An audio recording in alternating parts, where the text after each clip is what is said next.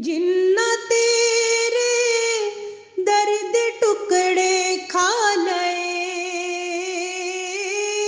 जिन्ना तेरे दर्द टुकड़े खा लए, गल कर देने अर्शों पार दी, गल कर देने अर्शों पार दी, गल कर देने अर्शों पार दी। बिस्मिल्लाहिर्रहमानिर्रहीम। यूट्यूब के नवाए जावेद चैनल पर जावेदुल कादरी अपने मुअज़्ज़ज़ सामीन व नाज़रीन, बहन भाइयों और बच्चे बच्चियों की खिदमत में सलाम अर्ज़ करता है। सामीन व नाज़रीन, सोशल मीडिया पर भांत भांत की बोलियां बोली जा रही हैं और किसी हवाले से तो हमें गुफ्तगू करने की ज़रूरत नहीं है, लेकिन दीनी हवाले से भी अगर देखा जाए तो अजीब व गरीब किस्म के ख़यालात का इजहार किया जा रहा है, नई से नई बात लाई जा रही है। और मैं ये समझता हूँ कि उसकी वजह ये है कि जो हकीकी दीन का इल्म है वो नापैद है। इसी तरह आका नामदार सल्लल्लाहु अलैहि वसल्लम की मारिफत उससे भी महरूमी का दौर है।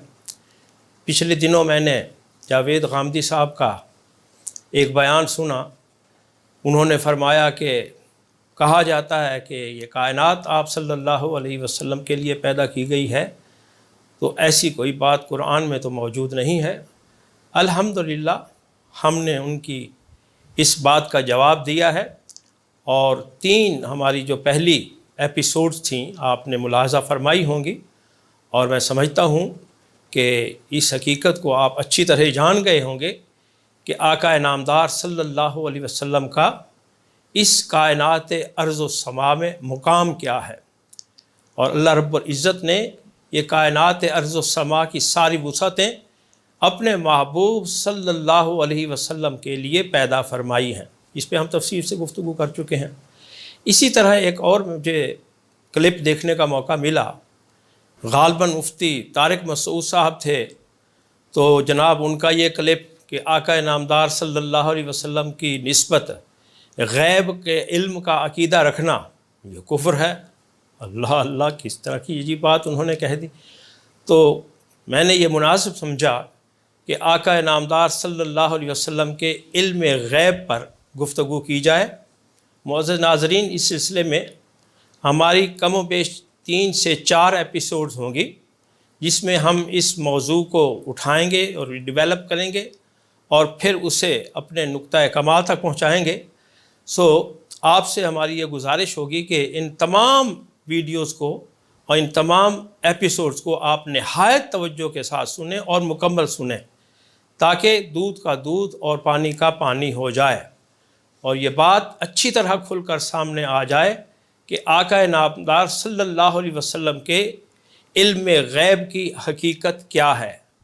और ये अकीदा ये कोई आज का अकीदा नहीं है, अल्हम्दुलिल्लाह ये कुरानी अकीदा है। यही अकीदा अल्लाह ने दिया, उसके रसूल सल्लल्लाहु अलैहि वसल्लम ने दिया और उम्मत इसे इख्तियार किए हुए है। तो हम गुफ्तगू जो है वो शुरू करेंगे आप सल्लल्लाहु अलैहि वसल्लम के अमूमी इल्म से, कि आपको जो रब्बुल इज़्ज़त ने उलूम अता किए हैं तो उनकी माहियत और उनकी हकीकत क्या है। तो ये हमें जहन में रखना चाहिए कि हुजूर को रब ताला ने रोज़े अव्वल से रोज़े आखिर तक का मुकम्मल इल्म अता फरमाया है। हक़ ताला ने आप सल्लल्लाहु अलैहि वसल्लम को वो तमाम उलूम जो लौहे महफूज में दर्ज हैं और अपनी ज़ात व सिफ़ात की मार्फत से मुताल्लिक़ बेपाया उलूम आप सल्लल्लाहु अलैहि वसल्लम को अता फरमाए हैं। इसी तरह जमी मखलूक़ात, अहवाल मखलूक़ात, हवादिस कौन व मकान और मा काना व मा यकून, यानी जो कुछ हो चुका या जो कुछ होना है, उसका सारा इल्म अल्लाह रब्बुल इज़्ज़त ने अपने महबूब सल्लल्लाहु अलैहि वसल्लम को अता किया है। तो गोया कायनात अर्ज़ व समा का کوئی ذرہ ایسا نہیں جو آپ صلی اللہ علیہ وسلم کے احاطہ علم سے باہر ہو۔ اسی طرح ازل سے ابد تک وقوع پذیر ہونے والا کوئی واقعہ یا کوئی حادثہ ایسا نہیں جو آپ صلی اللہ علیہ وسلم کی وسعت مشاہدہ سے خارج ہو۔ آپ کے علم کا سرچشمہ اور منبع وحی الہی ہے۔ بس یہ بات سمجھنے کی ہے کہ جو بھی علوم آپ کو حاصل ہیں ان کا منبع کیا ہے، ان کا سرچشمہ کیا ہے، تو وہ وحی الہی ہے۔ وہ آپ صلی اللہ علیہ وسلم کی کوئی جسے کہتے ہیں کہ ذاتی اچیومنٹ نہیں ہے۔ جملہ علوم جو آپ کو حاصل ہیں ان کا سرچشمہ، ان کا مصدر اور ان کا منبع وہ وحی الہی ہے۔ آپ صلی اللہ علیہ وسلم کو تمام علوم بذریعہ وحی بتدریج عطا ہوئے۔ پہلے تو یہ کہ بذریعہ وحی، اور پھر یہ کہ تدریجاً عطا کیے گئے، اور ان کی تکمیل تدریجاً تکمیل قرآن کی صورت میں ہوئی۔ آپ کے وسعت علم تک رسائی حاصل کرنے کے لیے ہمیں قرآن کی وسعت علمی کی معرفت ضروری ہے۔ ہمیں جاننا چاہیے کہ وہ قرآن جو آپ کے لیے منبع و سرچشمہ علم ہے اس کی اپنی حیثیت کیا ہے۔ تو اب سنیے، قرآن حکیم میں ارشاد ہوتا ہے ما فرطنا فی الکتاب من شیء، یہ الانعام کی 38 نمبر آیت ہے۔ ارشاد فرمایا گیا کہ کوئی شے ہم نے ایسی نہیں چھوڑی جس کا ذکر کتاب یعنی قرآن میں نہ ہو۔ نمبر 1، یا اب دیکھیے، یعنی ہر چیز جس پر بھی لفظ شے کا اطلاق ہو سکتا ہے وہ قرآن میں مذکور ہے۔ ہر وہ شے جسے شے کہا جا سکتا ہے اس کا ذکر قرآن میں موجود ہے۔ اسی طرح فرمایا گیا وَلَا رَطْبٍ وَلَا يَابِسٍ إِلَّا فِي كِتَابٍ مُبِينٍ، یہ الانعام کی آیت ہے۔ فرمایا گیا کہ کوئی خشک و تر ایسا نہیں جس کا ذکر کتاب مبین یعنی قرآن میں کر نہ دیا گیا ہو۔ اب دیکھیے قرآن کی وسعت علم میں دیکھیے، کائنات ہست و بود میں ہر چھوٹی یا بڑی شے خشک و تر کے زمرے میں آتی ہے۔ کوئی بھی مخلوق خواہ وہ ذی روح ہو یا غیر ذی روح، اس کا تعلق عالم زیریں کے ساتھ ہو یا عالم بالا کے ساتھ، وہ جمادات سے متعلق ہو یا نباتات سے متعلق ہو، حیوانات سے متعلق ہو، جس سے بھی متعلق ہو، رطب و یابس کے دائرے سے باہر نہیں ہو سکتی۔ جس کا مطلب یہ ہوا کہ ہر وہ چیز جو معرض وجود میں آئی ہے، جو پیدا کی گئی ہے اور کسی نہ کسی صورت میں اپنا وجود رکھتی ہے، اس کا ذکر قرآن میں کر دیا گیا ہے، قرآن میں مذکور ہے۔ یہ قرآن کی شہادت ہے، کلام الہی ہے۔ اسی طرح ایک اور مقام پر اسی حقیقت کی نشاندہی ان الفاظ میں کی گئی وَنَزَّلْنَا عَلَيْكَ الْكِتَابَ تِبْيَانًا لِكُلِّ شَيْءٍ، یہ سورہ نحل کی آیت ہے۔ فرمایا گیا کہ اے محبوب، ہم نے آپ پر وہ کتاب اتاری ہے جو ہر شے کھول کھول کر بیان کرنے والی ہے۔ یا اس کا مطلب ہوا کہ ہر چھوٹی بڑی ادنا اعلیٰ مخلوق جو بھی پیدا کی گئی ہے وہ کتاب مبین میں اس کا ذکر موجود ہے۔ اور اس کا ذکر ایک اور مقام پر اس طرح ہوتا ہے وَلَا أَصْغَرَ مِنْ ذَلِكَ وَلَا أَكْبَرَ إِلَّا فِي كِتَابٍ مُبِينٍ، کہ کوئی چیز چھوٹی ہو یا بڑی ایسی نہیں ہے جو کہ قرآن میں مذکور نہ ہو۔ تو گویا قرآن نے اس بات پر تو اب فیصلہ دے دیا اور بصراحت اس بات پر دلیل قائم کر دی کہ کلام الہی جمیع حقائق و حوادث کائنات اور جملہ موجودات کے علم کو محیط ہے، اور کائنات ارض و سما اور جملہ عوالم زیریں و بالا کا کوئی ذرہ، کوئی گوشہ، کوئی وجود اور کوئی حقیقت ایسی نہیں جس کا علم دامن قرآن میں موجود نہ ہو۔ تو یہ بات تو گویا اب پایہ ثبوت تک پہنچ گئی کہ کائنات میں کوئی چیز ایسی نہیں جو پیدا تو کی گئی ہو لیکن اس کا ذکر اور اس کا تفصیلی بیان رب تعالیٰ نے قرآن میں نہ کر دیا۔ اب ہم قرآن اور صاحب قرآن کا جو باہمی تعلق ہے اسے سمجھنے کی کوشش کریں گے۔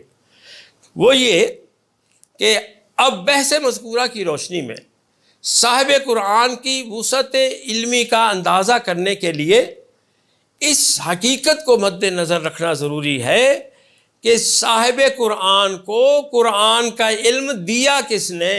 یہ بڑی اہم بات ہے۔ قرآن تو وہ ہے کہ جس میں سب کچھ موجود ہے، کوئی چیز چھوڑی نہیں گئی، کوئی رطب و یابس ایسی چیز کائنات میں موجود نہیں جس کا ذکر قرآن میں نہ کر دیا گیا ہو۔ اب اگلا سوال یہ ہے کہ حضور کو قرآن کا یہ علم دیا کس نے؟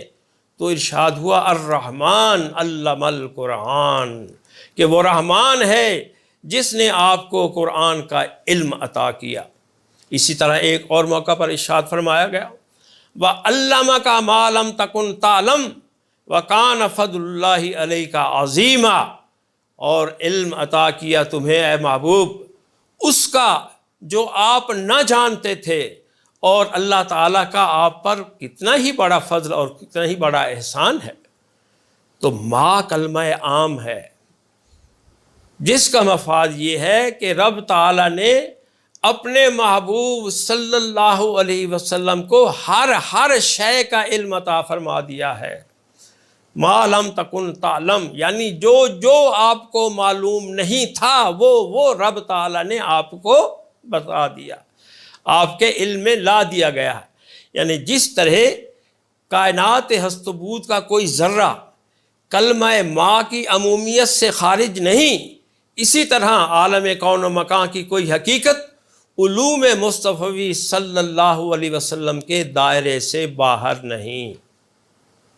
مذکورہ قرآنی استدلال کی روشنی میں یہ حقیقت اظہر من الشمس ہو گئی کہ حضور صلی اللہ علیہ وسلم کو ما کانا و ما یکون کے جملہ علوم حاصل ہیں۔ عالم غیب و عالم شہادت کی ہر شے آپ پر منکشف ہے، آپ پر آشکار ہے۔ ادنا و اعلیٰ، خشک و تر، کوئی وجود عالم کون و مکان، اسی طرح کوئی حادثہ یا کوئی واقعہ، کوئی حقیقت ایسی نہیں جو آقا نامدار صلی اللہ علیہ وسلم کی نظر سے پوشیدہ یا مخفی ہو۔ معزز سامعین، آج کی گفتگو ہم یہیں ختم کرتے ہیں۔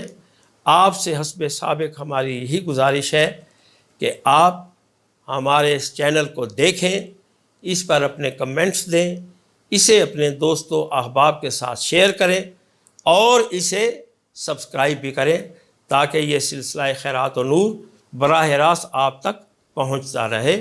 وما علینا الا البلاغ المبین۔ جنہ تیرے درد ٹکڑے کھا لئے، جنہ تیرے درد ٹکڑے کھا لئے، گل کر دینے عرشوں پار دی، گل کر دینے عرشوں پار دی، گل کر دینے عرشوں پار دی۔